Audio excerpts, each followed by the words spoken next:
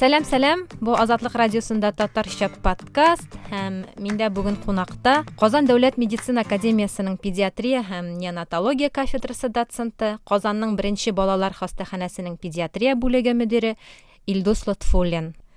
Хәерле көн, Илгир, исәнмесез? Ничек кәефләрегез, ничек көннәрегез тәүлек буена бүген кизүдә булдыгыз, әйме? Ничек хәлләрегез? Бүген кизүдән, төнге кизүдән киләм. Хәзер менә бу коронавирус белән эшли торган врачларның бөтенесендә дә кәефләре күтәренке. Әзрәк адреналин кирип китте безгә.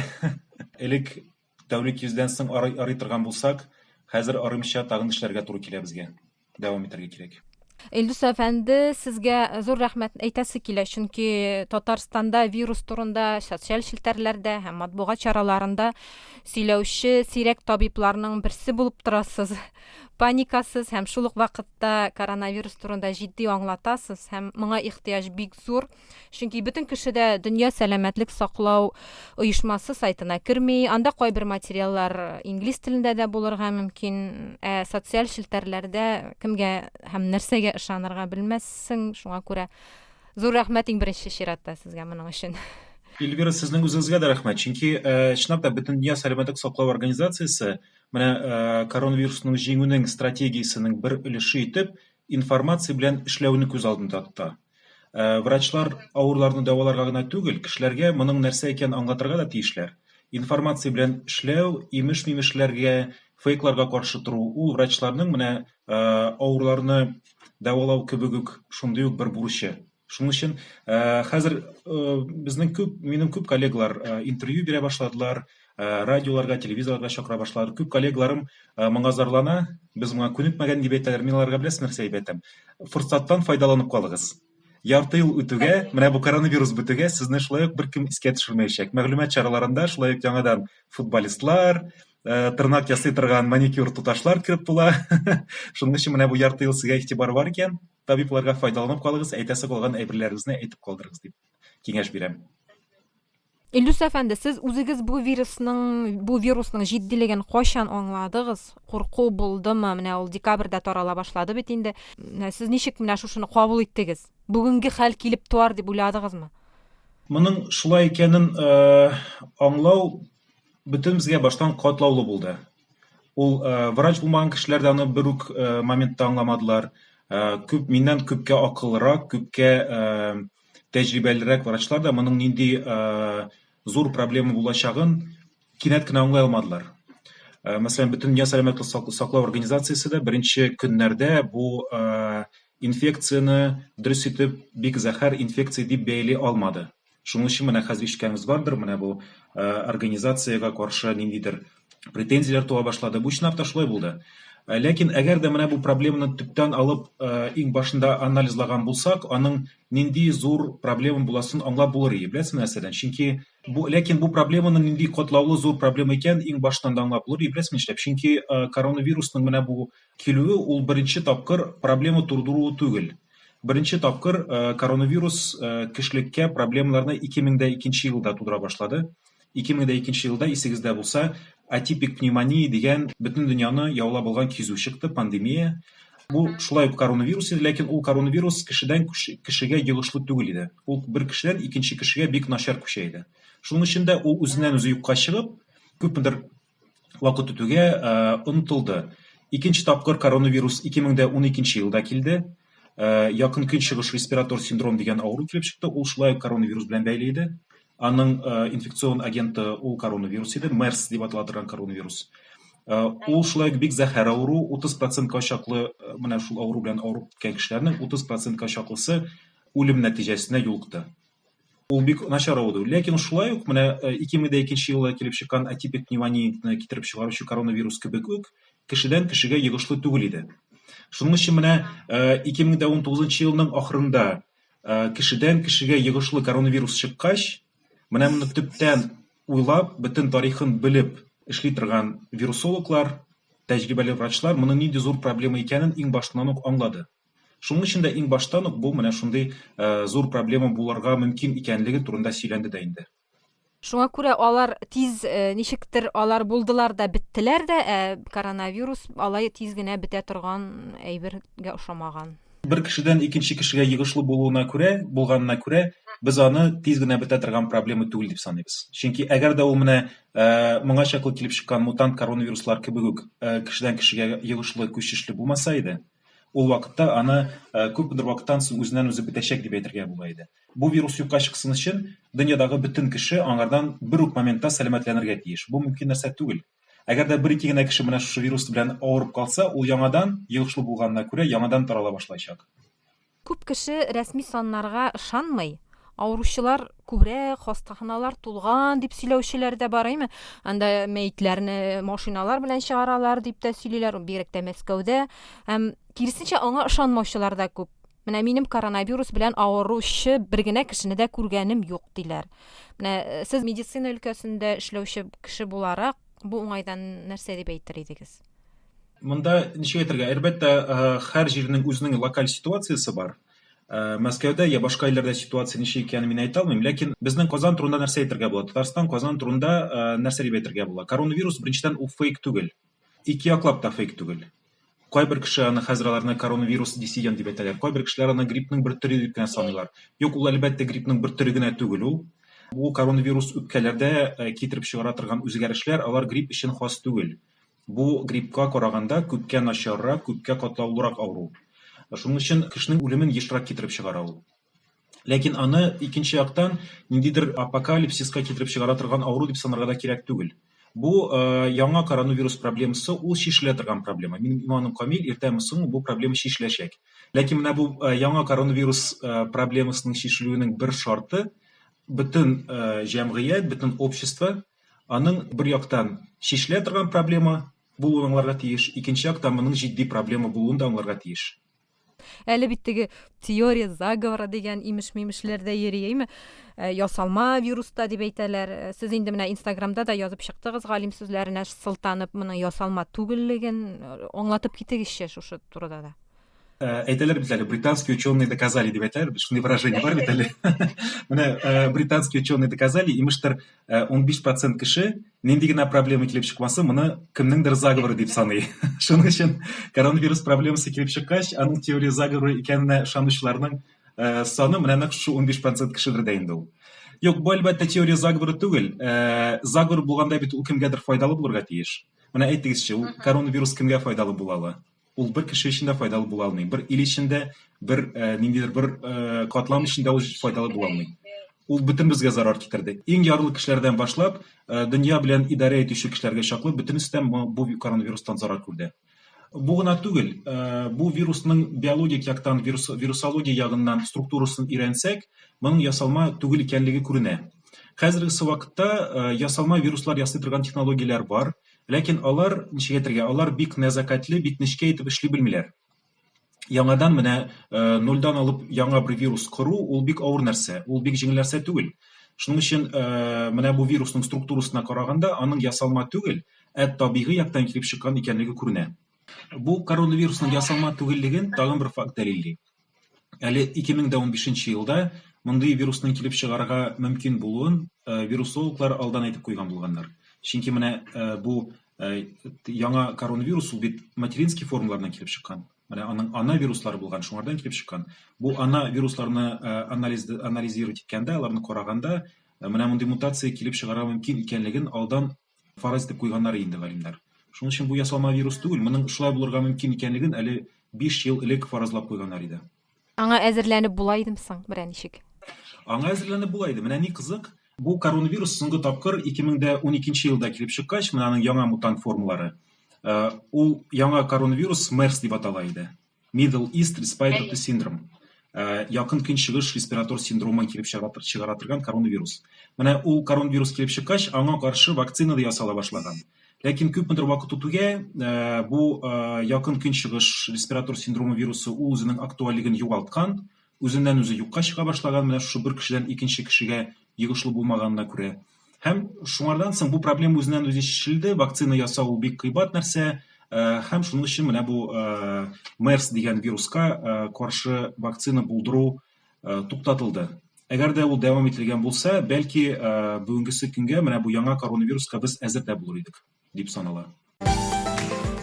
Бу Азатлык радиосында татарча подкаст һәм без балалар табибы Илдус Лотфуллин белән коронавируска бәйле вазгыять турында сөйләшәбез. Менә сез балалар табибы һәм коронавирусны балалар җиңел кичерә дип язалар.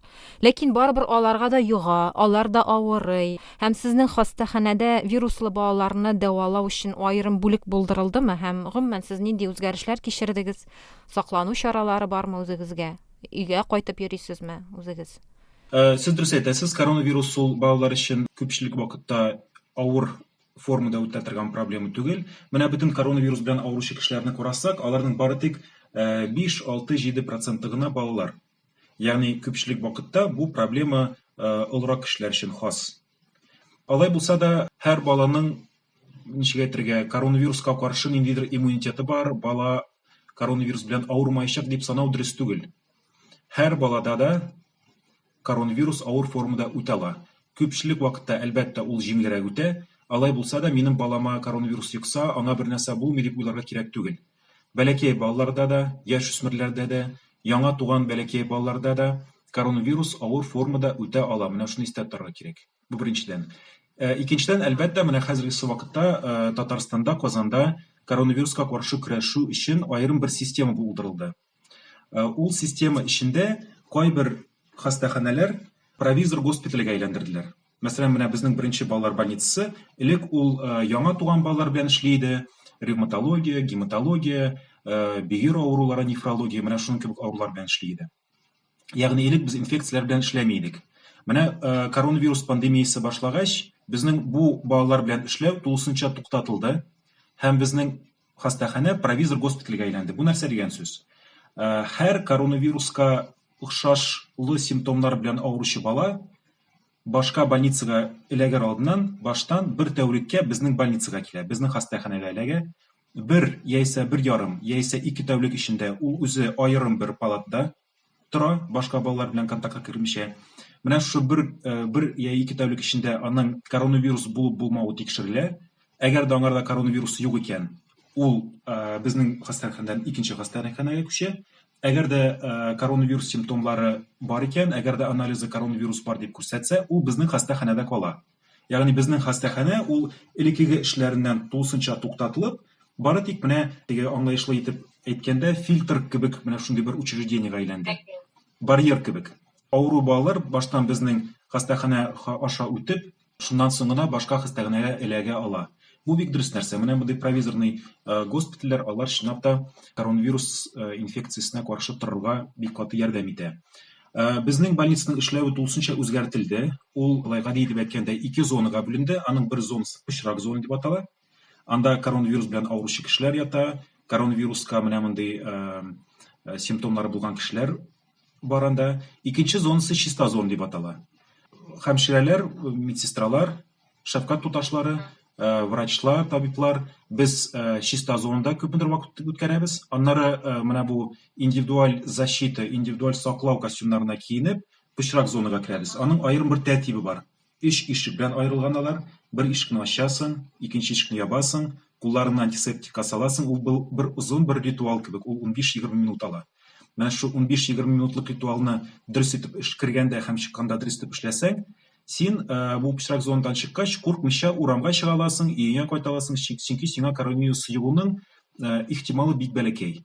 Шуның өчен менә мондый индивидуаль саклану чаралары җитәрлек булганда, больница дөрес итеп пычрак һәм чиста зонага бүленгәндә, сиңа коронавирус югарга тиеш түгел дип санала.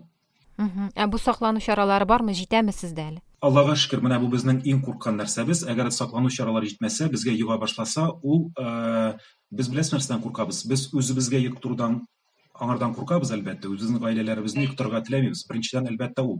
Ләкин икенчедән, менә шуны истә торырга кирәк. Бер коронавирус белән авырый торган бер кеше уртача алганда 2-3 кешегә йоктыра.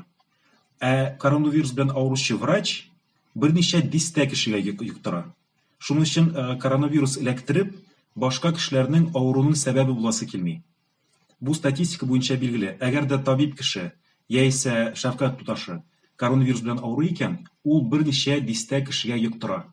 мондый ситуацияны хастахана кластер дип атыйлар. Ягъни хастахана ярдәм күрсәтер урынына киресенчә коронавирусның чыганагына әйләнә. Бу бик начар ситуация. Бу ситуация булмасын өчен менә бу индивидуаль саклану чаралары җитәрлек дәрәҗәдә булырга тиеш. Бүгенге көнгә безнең госпиталь 2 атнадан күбрәк эшли. Бер көндә безнең респираторлар, күзлекләр, комбинезоннар булмаган көн булмады.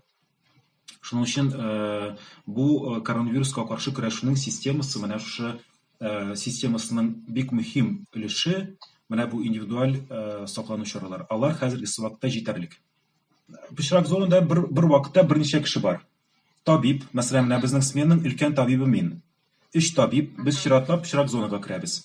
Берничә шәфкать туташы, гадәттә бер табибка 4 шәфкать туташы туры килә. Бер санитарка һәм бер дезинфектор. Дезинфектор ул айрым өйрәтелгән бер шәфкать туташы. Аның да роле бик мөһим. Дезинфектор ул менә бу дезинфекция чараларын карап торучы кеше. Ул сиңа мәсәлән килеп замечание әйтә ала. Доктор, синең менә монда әзрәк күренеп тора, менә бу тешеңне бәйләп куй. Менә монда синең респираторың әзрәк урыннан күчкән, урынына куй әйдә. Чыкканда ул сине дезинфекция ясый торган растворлар белән сине эшкәртеп чыгара. Шуның өчен менә мондый дезинфекция чаралары әйбәт эшләгәндә без коронавирустан куркмыйбыз. Кайбер вакытта менә безнең коронавирусның госпитальгә эләгүче кешеләр ниндидер теге аномаль куркуга бирелә. Менә мин монда сезгә кирдем инде, менә эләкте инде, бетте инде, хәзер үләм инде дип әйтүчеләр бар. Юк, ул кадәр драматизировать итәргә кирәк түгел аны, ул кадәр куркыныч түгел. Мәсәлән, коронавирусның йогышлыгы ул гриппның йогышлыгына охшаган. Уйлап карагыз, мәсәлән, сез ниндидер бер зур больницага кирдегез ди. Кайдыр 3нче этажда грипп белән авыручы кеше ята. Сез 1нче этажда торасыз үзегез. Аның сезгә нинди зарар тисен инде? Әлбәттә зарары тимәй аның сезгә. Әле бит кеше безнең хастаханәгә килеп кергәч, ул бит теге үзе теге өйрәнгән хаста врач, хәмширәне, медсестраны күрми. Ул бит ниндидер куркыныч күзле, куркыныч костюмнар кигән кешеләрне күрә. Әлеге вакытта сездә коронавируслы ничә бала бар һәм менә бүген әле укыдым Татарстанда соңгы саннарга караганда бераз арткан менә балалар 18 яшькә кадәр балалар саны. Әйе, чынлап та хәзер коронавирус инфекциясы әзрәк тизләнә башлады. Бу бөтен илләр, бөтен шәһәрләр үтә торган ситуация. Минемчә, без дә бу ситуацияны үтәргә тиеш булачакбыз. Һәм менә моңа кадәр өйдә торыгыз, өйдән чыкмагыз дип әйтелгән сүзләр, алар менә нәкъ бу вакыт килеп җиткәч, без өйдә утырырга әзер булсын өчен әйтелгән сүзләр. Ягъни мин нәрсә әйтергә телим? Моңа кадәр өйдә утырыгыз дип әйтелгән сүзләр ул безнең менә бу көннәрдә өйгә утырсын өчен әйтелгән. Чөнки менә хәзер коронавирус инфекциясының тизләнү, таралу вакыты башланды. Шуның өчен өйдә утырып туйдым, өйдә бүтән инде бит ничә атна өйдә утырдык, хәзер бетте инде җиткәндер дип әйтүчеләр ялгыша. Моңа кадәр өйдә утырганыбыз бары тик менә бу көннәргә без әзер булсын өчен генә ул. Чынлап та бу көннәрдә коронавирус инфекциясе статистика буенча карасак тизләнә, күбәя.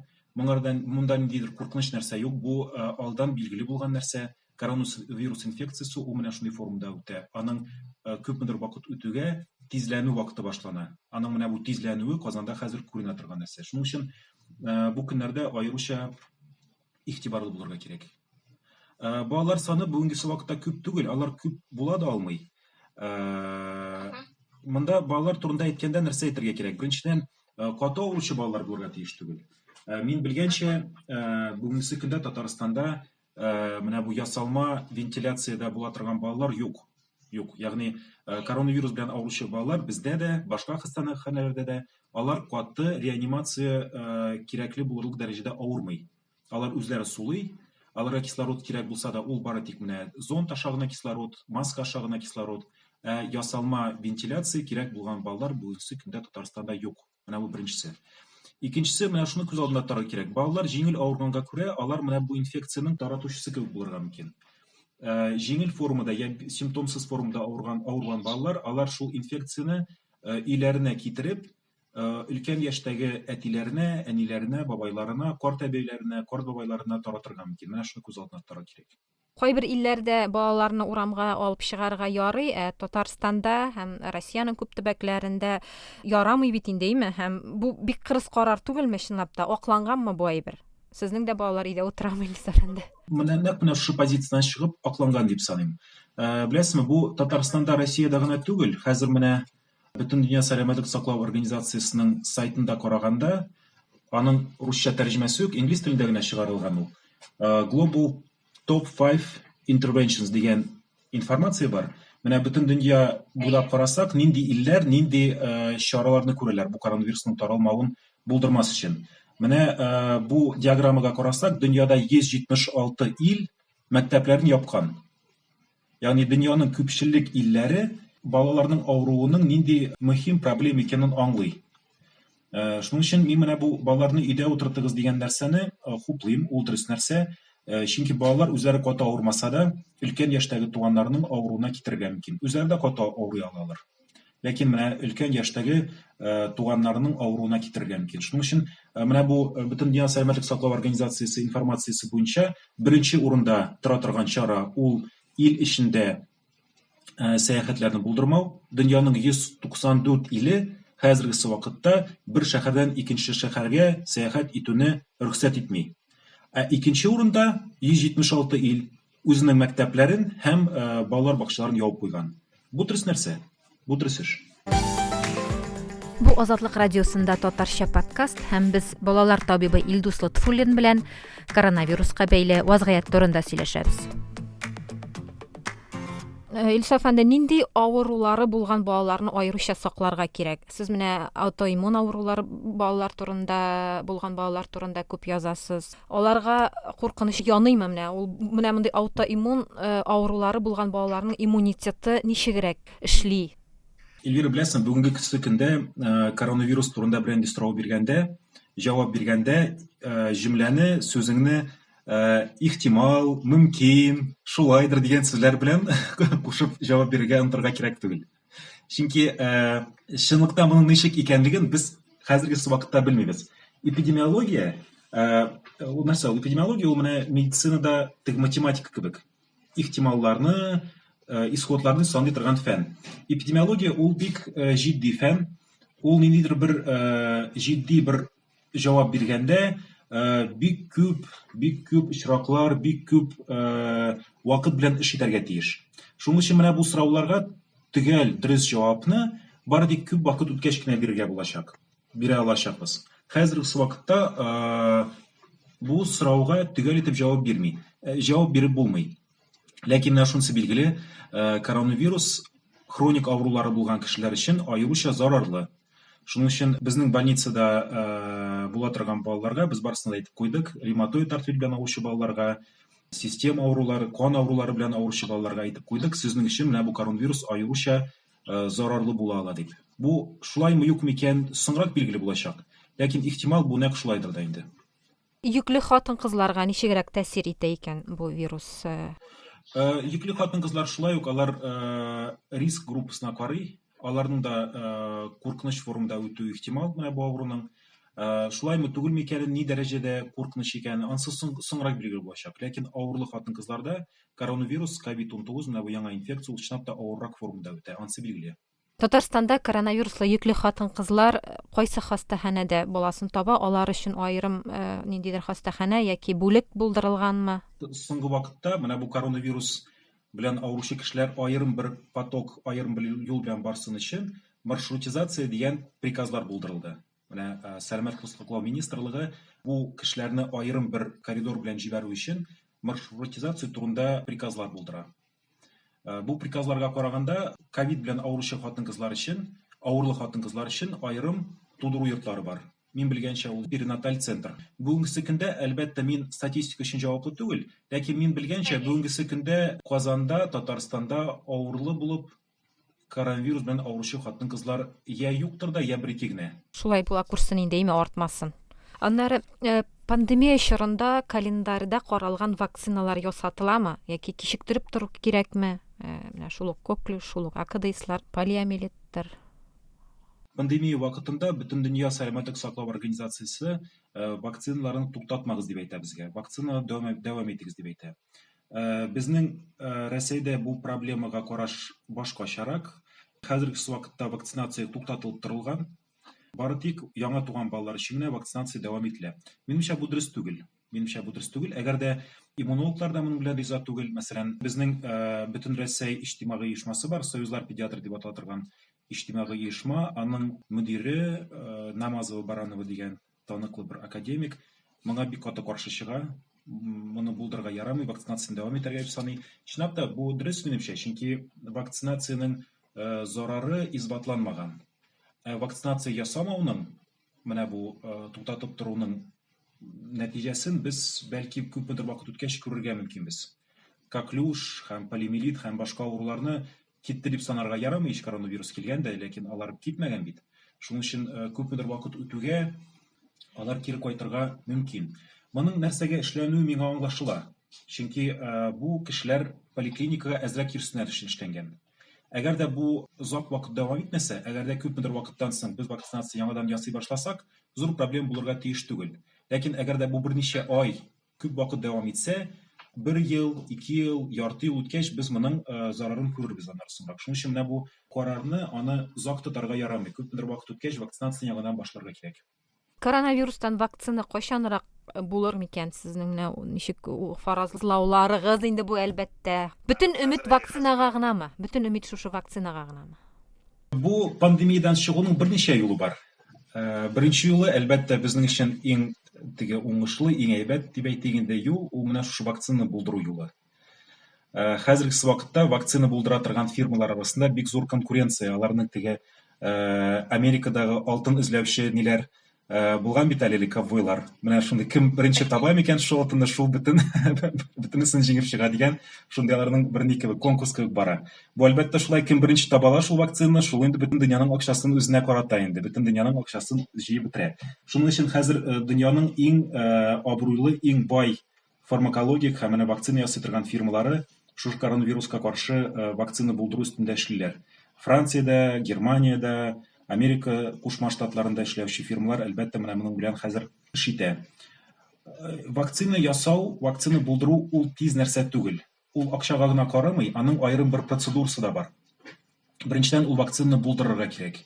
Аннары ул вакцинаның эффектив икәнлеген 3 фазалы фәнни эзләнмәләрдә дәлил итәргә кирәк.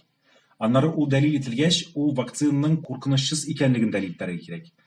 Аннары ул да әзер булгач, бу вакцина эшли торган һәм куркынычсыз икәнлеген дәлил иткәч, әле тагын аны постмаркетинг эзләнмәләрендә тагын файдалы, әйбәт кичерелә торган, сатып алына торган вакцина икәнлеген дәлилләргә кирәк. Шуның өчен күпме генә тырышлык куелмасын, күпме генә акча салынмасын менә бу проблемага, минемчә, бу 1 елдан тизрәк эшләнә торган эш түгел.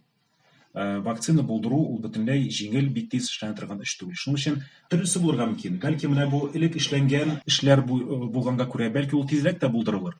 Ләкин мондый менә минем яктан әлбәттә мин вакцинолог түгел, мин практик врач. Ләкин минемчә бу вакцинаны 1 елдан да иртәрәк көтәргә кирәк түгел. Сез инде безгә бу вирус белән яшәргә өйрәнергә кирәк дисез, әйме? Иммун катлам булсын өчен халыкның 60-70% авырырга тиеш дип тә язалар. Бу бит бик күп инде. Шул кадәр өметсезме хәлләр? Ул кадәр өметсезлеккә бирергә кирәк түгел. Мин ниндидер бер Инстаграмда кайдыр язганда, мин баланс белән язырга тырышам. Беренчедән әзрәк кенә нәрсә оптимистик булырга тиеш, ләкин тулысынча оптимистик язсаң, кешеләр урамга чыгып бәйрәм ясамаслар өчен әзрәк кенә ахырда бренди пессимистик нәрсә өстәп куярга кирәк дип саныйм. Буны шаяртып әйтәм инде әлбәттә. Ләкин бу ситуация ничек тә булса чишеләчәк ул. Ул бөтенләйгә озакка сузыла торган ситуация булса да, барыбер аның бу проблеманың бер ниндидер чишелеше табылачак. Беренчедән, без менә бу иммун катламның ничек булдырылуына карарга тиешбез. Бәлки күпмедер кеше чынлап та бу авыру белән авырып та үткәндер дә инде. Менә безнең арабызда бәлки иммунитеты булган кешеләр бәлки күптер дә инде алар. Бу бит әле өйрәнелмәгән. Аны өйрәнү өчен серологик эзләнмәләр кирәк, алар әле башланды гына. Менә мин белгәнчә, Америка Кушма Штатларында әле үткән атнада гына кешенең иммунитеты бармы, юкмы икәнлеген карый торган анализлар ясала башлады. Әле үткән атнада гына. Рәсәйдә менә бу иммунитетны бармы, юкмы икәнлеген карый торган анализлар майда гына килеп чыгачак. Шуның өчен бәлки ул анализлар килеп чыккач, без күпмедер кешенең инде авыру үткәнен аңларбыз. Беренчедән. Икенчедән, бу авыруның никадәр зәһәр, никадәр авыр булуын без шулай ук аңлап бетермибез. Менә соңгы кайбер дөресме түгелме икәнлеге әлегә билгеле булмаган фәнни эзләнмәләр, күп кешеләр, бик күп кешеләр бу коронавирус белән инде авырып үткән дип саныйлар. Шулаймы юкмы икән без әлегә әйтә алмыйбыз. Бәлки без менә бу иммун катлам булдыру юлының бәлки уртасындадыр да инде. Без аны әйтә алмыйбыз. Шуның өчен монда ниндидер пессимизмга бирелеп, менә инде бетте, бөтен тормышыбыз таркалды, хәзер инде без элеккеге яшәгән кебек беркайчан да яши алмыйбыз дип санарга кирәк түгел. Әлбәттә, коронавирус ул тулысынча бездән китмәячәк. Менә моны аңларга кирәк. Чөнки ул грипп кебек үк безнең арада яши торган бер инфекциягә әйләнәчәк. Зәгыйфләнгән кешеләр, авыру кешеләр, ниндидер бик олы яшьтәге кешеләр бу инфекциягә дучар булып, сәламәтлекләре белән проблемалар булырга мөмкин. Киләчәктә дә, күпмедер вакыт үткәчтер дә. Ягъни ул бу инфекция тулысынча юкка чыга торган инфекция түгел. Ләкин күпмедер вакыт үткәч, ниндидер юл белән, вакцина булдыру юлы белән, иммун катлам килеп чыгу юлы белән, яисә ниндидер бик эффектив этиотроп дару килеп чыгу юлы беләнме? Бу проблема бу кадәр авыр, бөтен дөньяга тәэсир итә торган проблема булудан туктаячак. Күпмедер вакыт үткәч, коронавирус ул бары тик менә медицинаның аерым бер өлеше булып кына калачак. Авыр формадагы грипп кебек. Мәсәлән, бу коронавируска ошаган свайн грипп, доңгыз гриппы буладыр инде татарча. Бит менә доңгыз гриппы дигән проблема бар иде бит әле. Бу доңгыз гриппы әлбәттә коронавируска караганда ул кадәр начар проблема булмаса да, барыбер ул проблема шишелде. Хәзерге вакытта доңгыз гриппы ул дәвам итә. Ел сайын кызганычка каршы берничә кеше, менә Казанда да берничә дистә кеше доңгыз гриппыннан үлеп китә әлбәттә. Ләкин моңа каршы көрәшү юлы билгеле. Аның менә бу доңгыз гриппы белән авыручы кешеләрне беренче көннәрдә билгеләп табып чыгарырга кирәк. Ел сайын вакцина ясарга кирәк. Ягъни доңгыз гриппы ул бездән китмәсә дә, ул кадәр авыр, начар проблема булудан туктады. Минемчә, күпмедер вакыт үткәч, менә бу яңа коронавирус та нәкъ шуңарга әйләнәчәк. Бу Азатлык радиосында татарча подкаст һәм без балалар табибы Илдус Лотфуллин белән коронавируска бәйле вазгыять турында сөйләшәбез. Менә Татарстанда тестлар белән хәлләр ничек? Кайбер төбәкләрдә инде хәзер ниндидер симптомнарга карап кына да куя башладылар. Ковид диагнозын рентген ярдәмендә аңлап буламы? Яки компьютер томографиясы кирәкме аның өчен? Менә бу бик дөрес сорау бирдегез әле сез. Чынлап та, коронавирус диагнозын ничек итеп куярга дигән сорау бит инде, бит. Бүгенге көндә әйтәләр бит әле, я вам не скажу за всю Одессу. Мин бөтен Татарстан өчен җавап бирә алмыйм. Ләкин безнең больница турында нәрсә әйтә алам. Хәзерге вакытта безнең больницада диагностик системалар белән кытлык юк. Алар бар, бездә җитәрлек дәрәҗәдә бар. Алар тиз эшләнә, 1-2 көндә эшләнә. Бу анализлар 100% һәр вакыт күрсәтәме дигән сорауга җавап юк. Алар 100% күрсәтми, әлбәттә. Бездә генә түгел, бу проблема бөтен дөньяда да билгеле. Лаборатор тестлар, аны ПЦР дип әйтәләр, полимеразная цепная реакция, ул менә шушы вирусның РНК-сы организмда бармы юкмы икәнлеген күрсәтә торган анализ. Менә шичи көн генә Америкада ясалган бер зур бер мәкалә килеп чыкты, фәнни мәкалә. Менә бу ПЦР никадәр төгәл итеп коронавирусны күрсәтә. Америкада ясалган эзләнмәләр шулай ук бик югары дәрәҗәдә специфик, бу анализның бик югары дәрәҗәдә специфик булмаганлыгын күрсәтә. Ул беренчедән синең нәрсә караганыңа карый. Әгәр дә син материалны үпкә эченә кереп, үпкәдән үк алсаң, аның сыйфаты бер була. Ул 92-93%ка чаклы җитә. Ягъни 100 кешенең 92-сендә коронавирус бармы юкмы икәнлеген дөрес күрсәтә. Әгәр дә син үпкә эченә кереп, үпкәдән материал алсаң, әлбәттә ул бөтен кешегә дә эшләнми. Борыннан һәм тамактан алына торган менә бу материалга караганда, анда бу анализның төгәллеге 60%-тан 80%-ка кадәр генә төгәллек. Бу Америкада эшләнгән эшләр. Минемчә, бездә дә төгәллек, менә бу анализларның төгәллеге шул ук 60-80%-лар тирәсендәдер булырга тиештер инде. Бит, ул күп нәрсәдән тора. Мәсәлән, материалны алганда шәфкать туташы зондны ни кадәр тирән кертә синең борыныңа. Син ул борынга беренче моңа чаклы салганмы? Соңгы тапкыр син кайчан су эчтең, кайчан ашадың? Тәмәке тартучы кешеләрдә бу анализ начаррак күрсәтә дигән фараз бар. Шуның өчен ул анализ әлбәттә 100%-лы төгәллеге юк аның. Моны трагедия дип санарга кирәк түгел. Бу һәр вакыт шулай иде.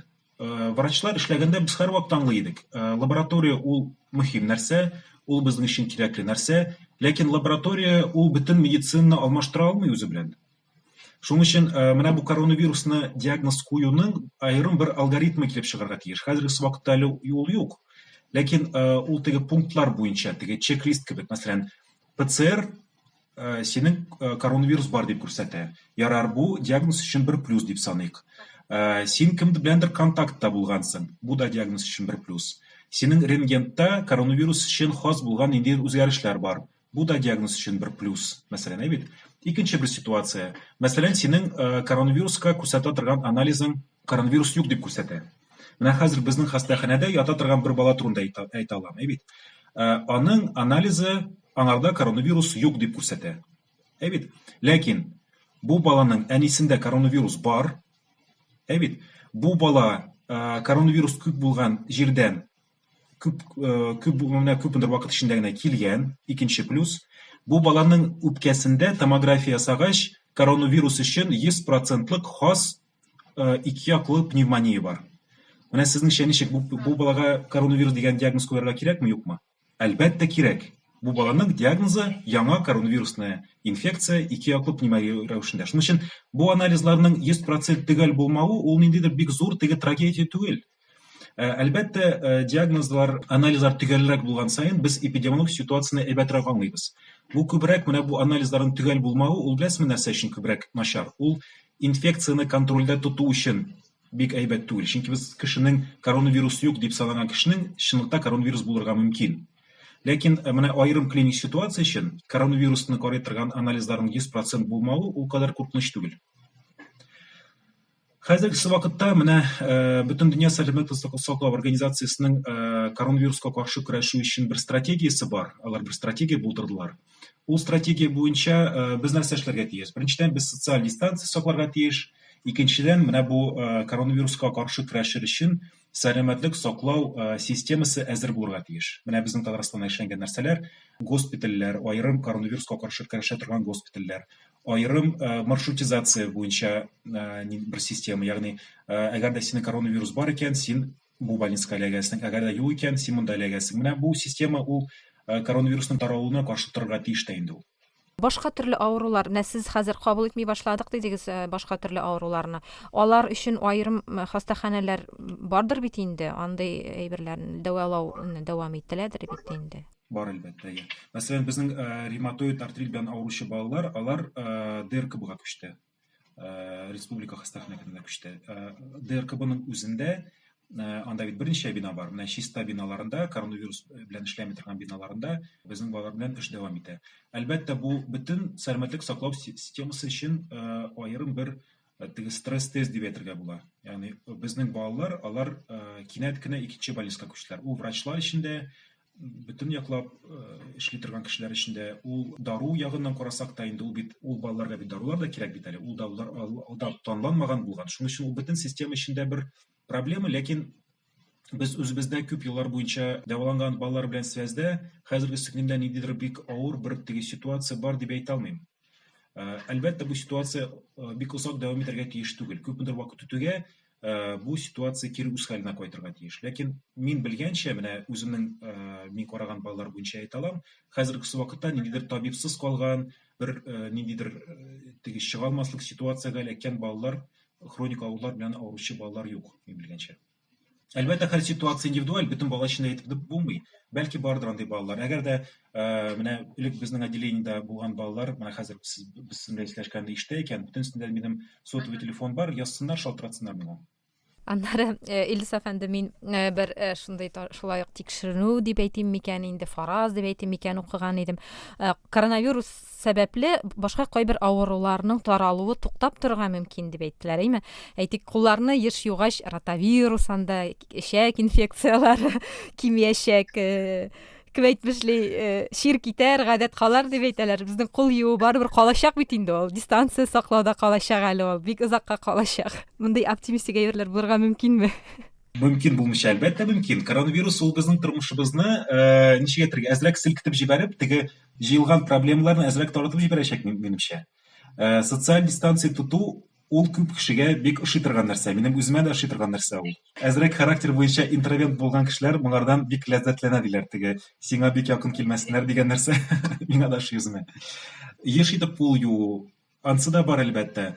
Бик теге күбрәк глобальрәк нәрсәләр турында әйтсәк, мәсәлән, коронавирусның нинди әйбәт әһәмиятле нәрсәсе бар. Медицинага, эпидемиологиягә игътибар артты. Шулай бит. Менә хәзер коронавирус белән көрәшү өчен бик күп акча, бик күп финанслар медицинага китәчәк. Әлбәттә, без моның файдасын күрәчәкбез. Минемчә, бу коронавирус шаукымы үткәч, коронавирус пандемиясе беткәч, вакцинациягә шулай ук игътибар күбрәк булачак. Менә бу антивакцинация белән мавыгучы кешеләр, минемчә, кайберләре аларның фикерләрен алмаштырачак. Әлбәттә, менә бу яңа коронавируска каршы вакцина килеп чыкса, аның файдалы икәнен күрсәк, вакцина зарарлы нәрсә, вакцина эшләтмәгез дип әйтүче кешеләр бәлки үз фикерләрен үзгәртәчәкләр дип уйлыйм. Ярый, Илдус әфәнде, сезнең менә бу әңгәмәгез өчен зур рәхмәт. Сезгә һәм гомумән бөтен табибларга сабырлык, сәламәтлек телибез. Бу Азатлык радиосында татарча подкаст иде. Безнең подкастларны сез Азатлык сайтында, Instagramда, YouTube каналында һәм шулай ук Яндекс.Музыка, SoundCloud платформаларында тыңлый аласыз.